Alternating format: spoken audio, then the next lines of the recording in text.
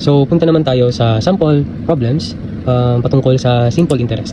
So, I prepared 3 problems. So, first problem. A man borrowed 100,000 and promised to pay after 5 months of a simple interest of 8% per month. How much will the man pay? So, ano yung hinahanap? How much will the man pay? So, ang hinahanap is the future amount. Ang present amount dyan is 100,000 with a simple interest of 8% per month. So, sulat natin na ang simple interest rate is 8% per month. Okay, ang anong hinahanap? F. So, sabi dito, ang N mo is 5 months. 5 months. So, ano nga ba yung formula in order to find the future worth? P plus I, or F is equal to P. Ang I is PRN. No? So, P1 plus RN. So, ito yung formula na gagamitin natin para mahanap natin yung future worth ng 100,000 with an interest rate of 8% per month for 5 months. So, dalawang approach yung ipapakita ko, no? So, sabi ko sa discussion, dapat yung rate of interest is per year and yung number of periods is per year din. So, pwedeng ang takbo ng solution mo is F is equal to 100,000 1 plus, ano yung rate mo? 8%, no? So, i-multiply mo siya for 12 months. So, magiging 0.08 times 12.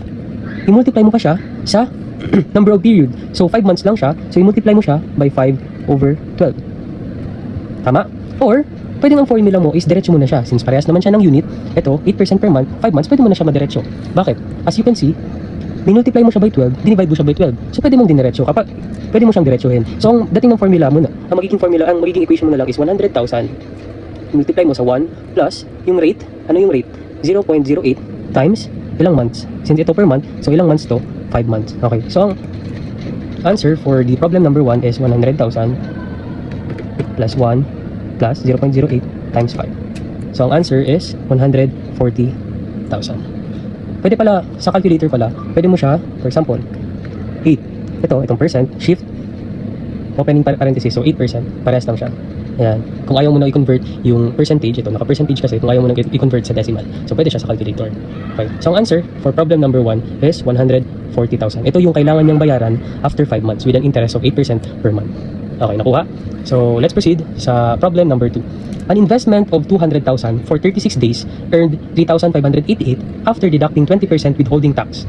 Find the annual rate of simple interest.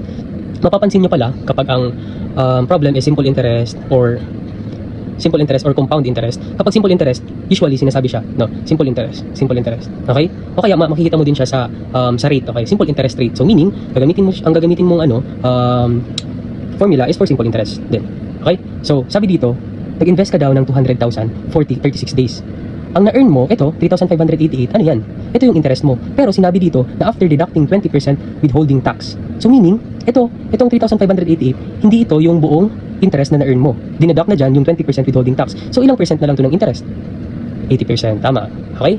Gets? For example, ito dapat yung buo mong interest for this investment, 200,000. Kaso, nagdeduct na daw siya ng 20%, 0.2 ng tax. Okay?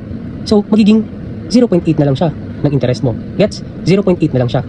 Okay, so itong 0.8%, ito na yung 3,588. Nakuha? Okay, so ito, ano nga yung formula natin? So, para makuha mo yung interest, PRN lang siya, no? Okay, PRN. So, therefore, interest is equal to, ano ang principal mo? 200,000.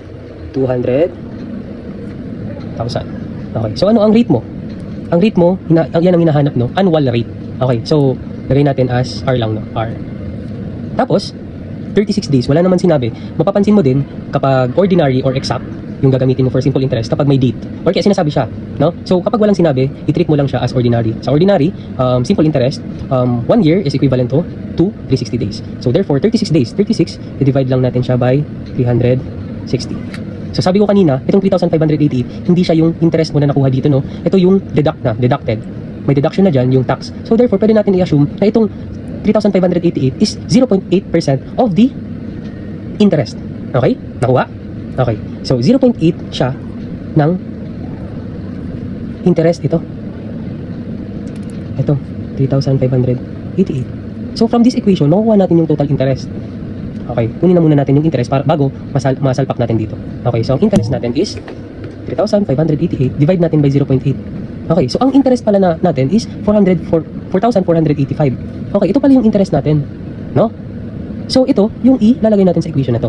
Nakuha? So, 4,485 is equal to 200,000 times the rate, 36 over 360. So, what is your annual rate? So, lagay lang natin. 4,485 is equal to 200,000 times X times 36 over 360. So, shift solve.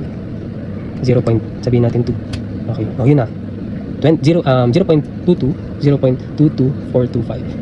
Okay. So, R is equal to, multiply mo siya by 100, 22.425%. So, ito yung annual rate na hinahanap sa problem. Nakuha?